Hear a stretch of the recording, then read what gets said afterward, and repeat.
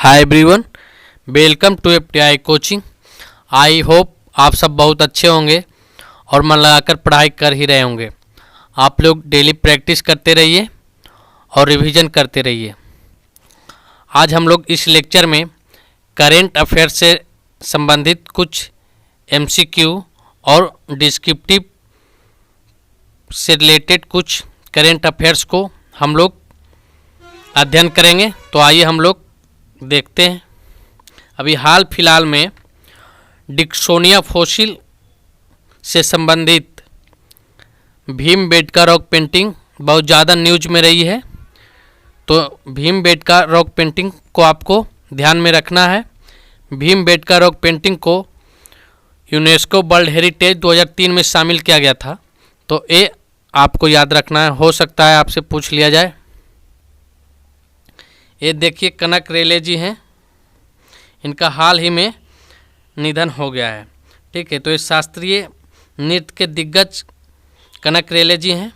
ये मोहिनी अट्टम के प्रतिपादक डॉक्टर कनक रेले को 2013 में पद्म भूषण से सम्मानित किया गया था। ठीक है, और इनको केरल सरकार के पहले गुरु गोपीनाथ राष्ट्रीय पुरस्कार से सम्मानित किया गया है। ठीक है, और इनके माता पिता शिवदास और माधुरी दास के घर में जन्म हुई। डॉक्टर रेले ने अपना बचपन पश्चिम बंगाल के शांति निकेतन में बिताया है और इन्होंने 2022 में मोहिनी अट्टम से रिलेटेड एक पुस्तक मी एंड माई मोहिनी अट्टम को रिलीज किया है। 2022 में डॉक्टर रेले ने पुस्तक मी एंड माई मोहिनी अट्टम का विमोचन किया था। ठीक है, तो ये आपको याद रखना है, ये चीज़ इनसे संबंधित है। और डॉक्टर रेले ने 1977 में भारत में पहली बार नृत्य में पीएचडी अर्जित करके एक और रिकॉर्ड बनाई है।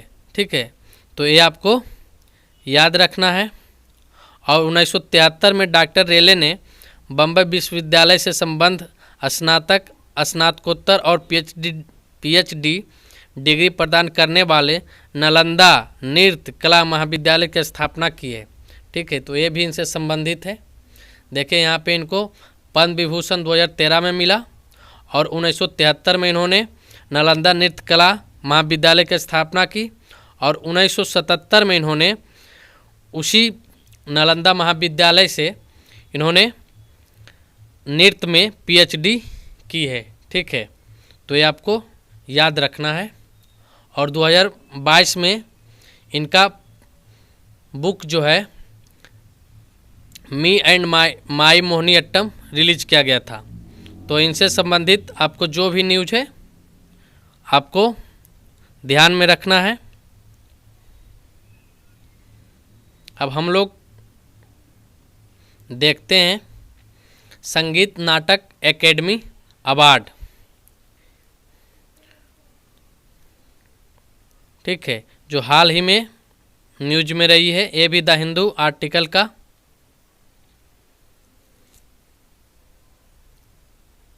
है। राष्ट्रपति मुर्मू ने संगीत नाटक एकेडमी पुरस्कार प्रदान किए हैं। कौन कौन से क्षेत्र में किए हैं, और ये 2019-20 का भी पुरस्कार दिया गया है। तो ये क्षेत्र है संगीत, नृत्य, रंगमंच, पारंपरिक, लोक और कठपुतली के क्षेत्र से कुल 128 कलाकारों को पुरस्कृत किया गया है। ठीक है, तो ये आपको याद रखना है। और 2019-20 और 2023 का जो भी संगीत नाटक एकेडमी अवार्ड है, अभी प्रेसिडेंट मुर्मू के द्वारा दिया गया है। तो ये बहुत ज़्यादा न्यूज में रही है, तो इसको आपको ध्यान में रखना है। फिर देखिए ये डिलबर्ट कार्टून अभी बहुत ज़्यादा न्यूज में रहा है। ये भी द हिंदू का आर्टिकल है, ये 26 फरवरी का न्यूज है। ठीक है, तो ये बहुत ज़्यादा कार्टून जो है न्यूज में रहा है डिलबर्ट। तो हो सकता है आप लोगों से पूछ लिया जाए, इसलिए इससे संबंधित अप टू डेट आपको ध्यान में रखना है। फिर देखिए वेटरन परफॉर्मेंस, कुछ इंडियन म्यूजिक के वेटरन परफॉर्मेंस एक सेमिनार बुलाए हैं, तो ये भी बहुत ज़्यादा न्यूज में रही है, तो इनको भी आपको ध्यान में रखना है। फिर चित्रा बनर्जी हैं, ये भी बहुत ज़्यादा न्यूज में अभी रही है अपने बुक और नोवेल के चलते, तो इनको भी आपको ध्यान में रखना है। और OTT, देखिए OTT में प्रीवियस ईयर में भी आपको डिस्क्रिप्टिव सेक्शन में क्वेश्चन पूछा गया है, ठीक है। तो towards transparency in OTT regulation, तो ये जो न्यूज है अभी OTT का, ये द हिंदू का आर्टिकल है, तो ये बहुत ज़्यादा भी न्यूज में रहा है। 27 फरवरी का न्यूज है, तो हो सकता है आप लोगों से पूछ लिया जाए डिस्क्रिप्टिव सेक्शन में, तो OTT और इसके रेगुलेशन ट्रांसपेरेंसी पे आप लोग डिस्क्रिप्टिव में प्रैक्टिस कीजिए, आंसर राइटिंग कीजिए, ठीक है, और ध्यान में रखिए। फिर देखिए ये बर्लिन का फ्रेंच डॉक्यूमेंट्री कुछ प्राइज है जो बहुत ज़्यादा न्यूज में रही है, तो इसके बारे में भी आपको ध्यान में रखना है। फिर ये उमेश अग्रवाल जी हैं जो एक डॉक्यूमेंट्री फिल्म मेकर हैं, तो ये भी बहुत ज़्यादा न्यूज में रही हैं, तो इनके बारे में भी आपको ध्यान में रखना है।